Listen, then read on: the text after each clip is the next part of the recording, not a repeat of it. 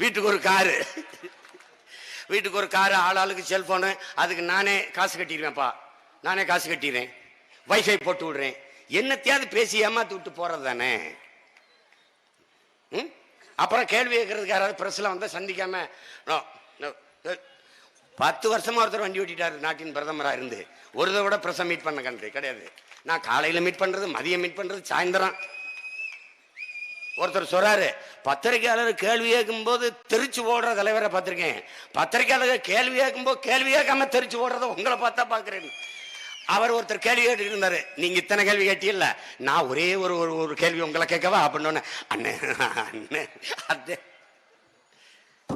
ஏதோ அதுல வேளாண்மை என்பது தொழிலா நீங்க பார்க்க கூடாது. அது நம்முடைய மரபு, வாழ்வியல். நம்ம வந்த பிறகு இப்ப எல்லாருக்குமே என்ன தெரியுது, அதாவது கலப்படமில்லாத உணவு வேணுமா, ஆர்கானிக் ஃபுட்டு, இயற்கை வேளாண்மை செய்யணும், அதெல்லாம் சொல்ற. ஆடு மாட்டு சாணி கழிவு புழுக்க இல்லாம, இலதலை கழிவு இல்லாம எப்படிடா இயற்கை வர வரும்னா பதில் இல்லை. மாட்டு சாணியும் ஆட்டு புழுக்கையும் போடுறதாண்டா இயற்கை வரும். அப்ப ஆடு மாடு வளர்க்கணும்ல. அது எங்களை இன்னும் கற்காலத்துக்கு ஆடு மாடு மேய்க்க சொல்ற வைத்தியக்கார எங்க ஐயா கவிக்கு அப்துல் ரஹ்மான் சொல்றாரு, டே இந்த ஆடு மாடு மேய்க்கிறதுக்கும் இந்த ஞானத்துக்கும் அறிவுக்கு ஏதோ சம்பந்தம் இருக்குடா. ஏன்னா பகவான் கிருஷ்ணர் மேய்ச்சிருக்காரு, நபிகள் நாயகம் ஸல்லல்லாஹு அலைஹி வஸல்லம் மேய்ச்சிருக்காங்க, இயேசு கிறிஸ்து மேய்ச்சிருக்காரு. எல்லாருமே இவங்களுக்கு ஒரு ஞானம் வந்திருக்கு, இந்த ஆடு மாடு மேய்க்கிறதுல வந்திருக்குடா. எல்லா பேரும் வாங்கடா ஆடு மாடு மேய்க்கலான்றாரு. அது வந்து நீங்க புரிஞ்சுக்கணும். கேடில் விழிச்செல்வம் கல்வி ஒருவருக்கு மாடல்ல மற்ற எவை. வள்ளுவ பெருமானார் பாடுறார், கல்விதான் ஒருவனுக்கு செல்வம், அதை பாட வந்த வள்ளுவன் மாடும் நம் செல்வம்ங்கிறார். இன்னைக்கு என்ன நீ மாடு மேய்க்கிற? 5000 ஆண்டுகளுக்கு மேல மேய்க்கிற. 5000 ஆண்டுகளா? அதுல அவமானமா போயிடுச்சு. சொந்த ஊரில் ஆடு மாடு மேய்க்க அது ரொம்ப அசிங்கம். அரபு நாட்டில் போய் வெண்புழுதியில் சூடு மணலில் ஒட்டகம் மேய்க்கிறது. இங்கே டீ கிளாஸ் கழுவுறதில்ல. இந்த சாதிக்கார போய் எச்சு கிளாஸ் கழுவுறதா, நம்ம சவுதியில் போய் கக்குஸ் கழுவுறது. இந்த கர்மம் பிடிச்சவங்களை வச்சுக்கிட்டு என்ன பண்ணுவேன்? கொள்ளையற்ற கோடஞ்சுவானை மறுமையும் புல்லாலே ஆய மகள்னு சங்க இலக்கியத்தில் பாட்டுருக்கு. 5000 ஆண்டு. காளையை அடக்குவதற்கு அஞ்சுகிற ஆண்மகனை அடுத்த பிறப்பிலும் கூட திருமணம் செய்யணும்னு ஆய மகள் நினைக்க மாட்டாங்க. அன்னையிலிருந்து ஏறுதழுவி வேற ஜல்லிக்கட்டுன்னு இவங்க நாயக்க மன்னர்கள் வந்த பிறகு கொம்புல சல்லிக்காசை கட்டி விட்டதுனால ஜல்லிக்கட்டுன்னு வந்துருச்சு. ஆனால் அது ஏறு தழுவுதல் தான். அந்த திமிழை பிடிச்சு எப்படின்னா உழவுக்கு நம்ம பழக்கிறதுக்கு அந்த காட்டில் இருந்த விலங்கை வீட்டு விலங்கை எப்படி மாத்துறான்னா அதை செல்ல பிராணியா மாத்துறான். அதை போய் அப்படியே ஆற தழுவி அந்த திமிழோட அப்படி கட்டி பிடிச்சு நட்பு பழகி அவன் பேச கேட்கிற மாதிரி கொண்டு வந்து வீட்டு விலங்கு ஆக்கிட்டான். உன்னால நம்ப முடியுதா? ரேஷன் கார்டுல காளமாட்டு பேரை வளர்த்த காளமாட்டு பேரை எழுதின கூட்டம் நம்ம கூட்டம் தான். குடும்பத்தோட போட்டோ எடுக்க போறோம்ல, போட்டோ எடுக்கும் போது அவனையும் கூட்டிக்கொண்டு வீட்டுல ஒருத்தனை கருப்பு வாடா நில்றான், அவனும் அப்படி நிப்பான்.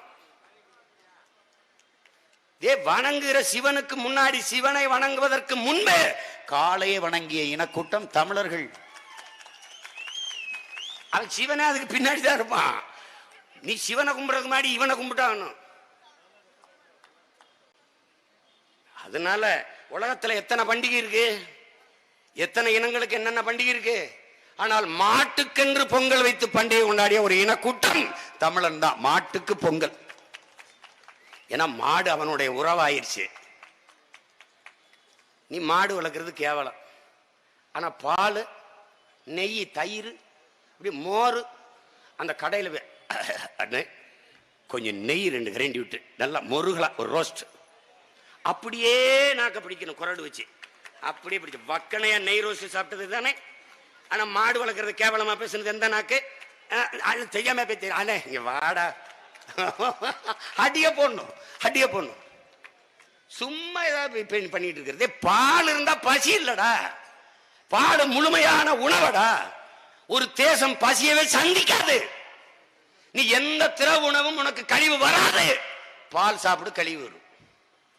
ஏன்? பால் முழுமையான உணவு. நீ கேவலமா நினைச்சுக்கிட்டு இருக்க மாடு மேய்க்கிறது. நீ மேய்க்காத, நான் மேய்ச்சிக்கிடுவேன். நான் மேய்ப்பேன் தம்பி. இவன மாதிரி 5000 ஏக்கர்ல ஏர்போர்ட் கட்டுற ஆள் இல்ல, 5000 ஏக்கர்ல வேளாண்மை செய்யற ஆளு. அது என் மக்கள்கிட்ட நிலத்தை குத்தகைக்கு எடுப்பேன். 25 ஆண்டுகள் லீஸு. 25 ஆண்டு கழிச்சு நான் செத்து போயிட்டேன்னு வச்சுக்க, எனக்கு பின்னாடி வர ஆட்சியாளம் போவான், அம்மா லீஸ் முடியுது, மறுபடி அரசாங்கத்திட்ட கொடுக்குறீங்களா, இடத்த நீங்க எடுத்துக்கிறீங்களா, இல்ல மறுபடியும் கொடுக்குறோம்னா அன்னைக்கு என்ன நிலத்துக்கு விலை, அந்த விலையை கொடுத்து ஒப்பந்தம் பண்ணிக்கிறோம்.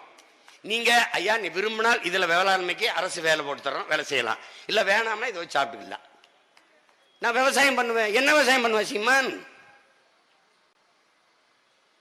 ஒரு கூட்டு பண்ண, கத்தரிக்காய் இருக்கும், வெண்டைக்காய் இருக்கும், சொரக்காய் இருக்கும், பூசணிக்காய் இருக்கும், பீக்கங்காய் இருக்கும், முருங்கைக்காய் இருக்கும், எல்லாத்தையும் விளை வைப்பேன். இங்க நாட்டுக்கோழி வளர்ப்பேன், ஆடு வளர்ப்பேன், மாடு வளர்ப்பேன், எல்லாம் வளர்ப்பேன். 1000 ஏக்கர்ல மாட்டு பண்ண போட்டேன்னு வச்சுக்க, மாடை மேய விட்டு நீனா போய் மேய்க்க வாங்குறவா தூக்கி சீட்டி வச்சுட்டு போறியா? ஃபென்ஸை போட்டு விட்டுருவேன், இரும்பு கம்பியில். அங்கே 100 ஏக்கருக்கு 10 ஏக்கர் 15 ஏக்கர்னு குளத்தை வெட்டி விடுவேன், தண்ணியை தேக்கி விடுவேன்.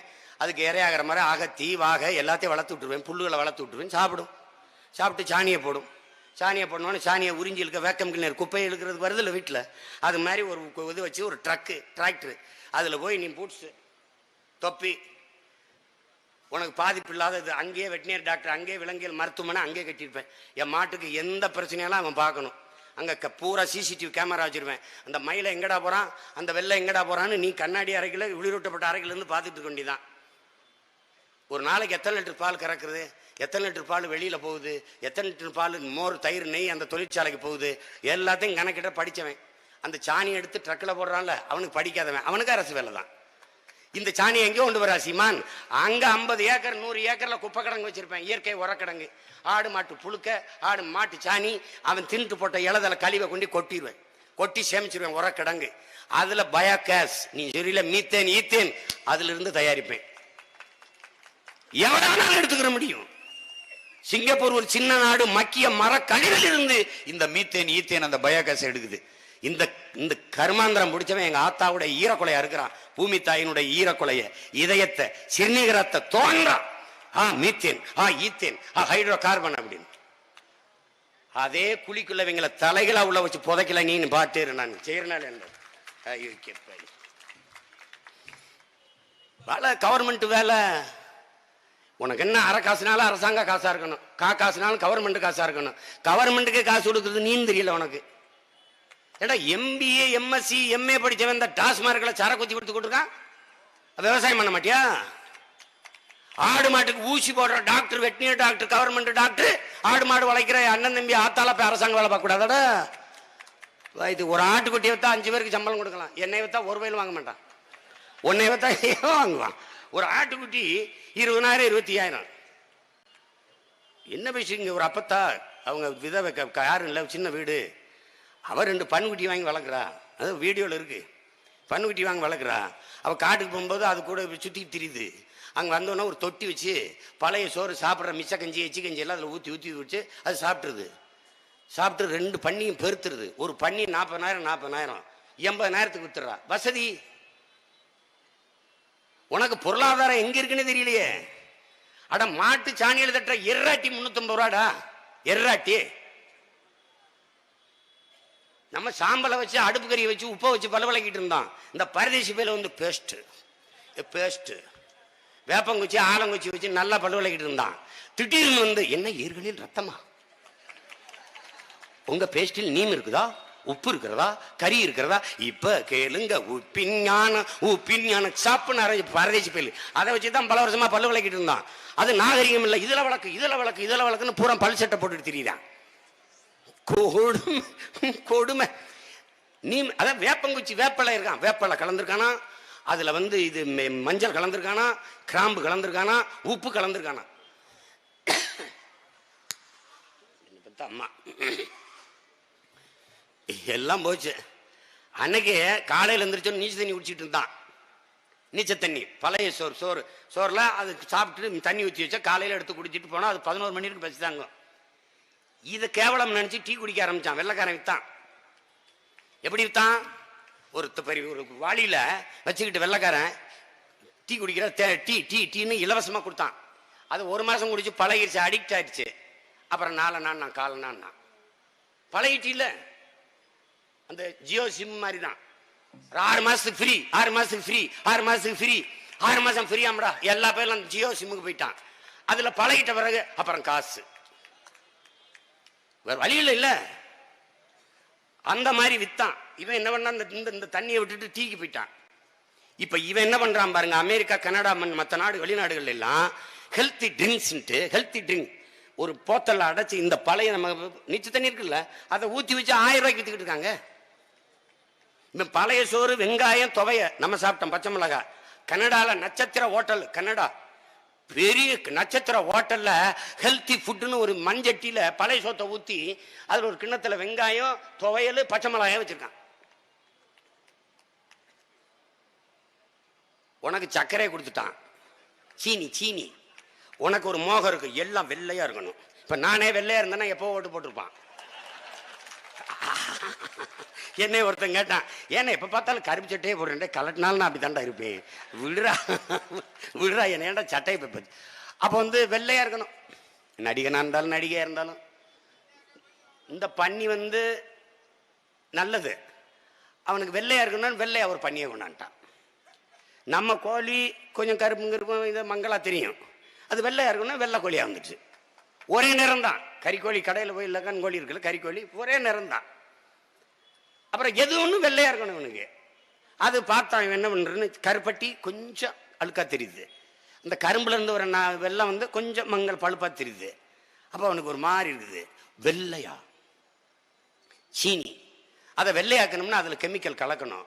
வெள்ளையா சீனியை போட்டோன்னே உடம்புல கரும்புல இருக்கிற சக்கரை பூரா உடம்புல ஏறிடுது, எல்லாம் சக்கரை. இப்ப எல்லாம் கருப்பட்டிக்கு வான்னு பணம் ஏறதுக்கு ஆள்ல, காய்ச்சறதுக்கு ஆள்ல. 1 கிலோ கருப்பட்டி 1100 2000 ரூபாய்க்கு விற்கிது அமெரிக்கால. 1 கிலோ 2 வட்டு. இவனுக்கு எங்க இருக்கு பொருளாதாரம்னே தெரியல. பணம் நார்ல செய்யற கட்டில் 40,000 விற்கிறான் அமெரிக்கால. பணம் நார்ல செய்யறோம்ல கட்டில் 40,000 விற்கிறான். ஐயோ கொடுமை நிகழ்ந்துருச்சு. இப்ப மறுபடியும் என்ன பண்றான், எல்லாம் திரும்புறான். நான் உங்க மகன் என்ன சொல்றேன், சர்க்கரை பேன், சீனி கிடையாது, ரேஷன்ல கரும்புல காய்ச்சற வெல்லம், பதநீர்ல காய்ச்சற கருப்பட்டி நான் விநியோகம் பண்றேன். இந்த இவங்கள மாதிரி பொங்கலுக்கு அப்படி உருகி இலகி ஓடி போன அந்த வெள்ளத்தை தர்றதில்லை.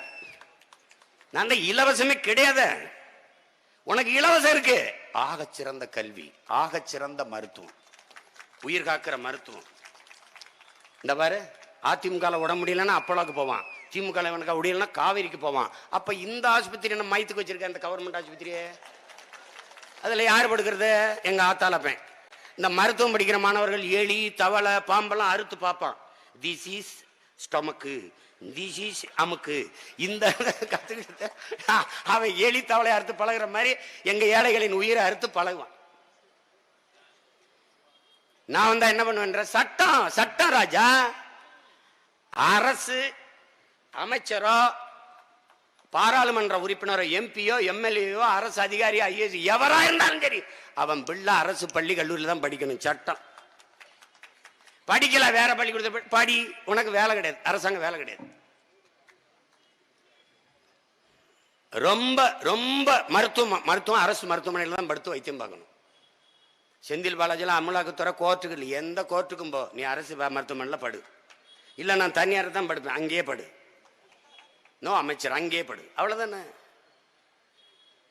அரசை நடத்துகிறவர்களே அரசு பள்ளியில போய் படிக்கிறது இல்ல, அரசு மருத்துவமனையில படுத்து வைத்தியம் பார்க்கறது இல்லை என்றால் தரமற்று போயிடுச்சுன்னு அவங்களே ஒத்துக்கிறாங்க. காரணம் என்ன, தரமற்றவர்கள் கையிலேயே பல ஆண்டுகளாக நீங்கள் அதிகாரத்தை கொடுத்து கொடுத்து தரங்கட்டு போச்சு. உலகத்தில் எல்லாம் அரசு நடத்துற எல்லாம் தரமா இருக்கு, ஆனால் என் நாட்டில் அரசு நடத்துறது கேவலமா இருக்கு, கேவலமா இருக்கு. அதனாலதான் அரசு அல்ல தரிசுன்னு சொல்றது காரணம் அதுதான்.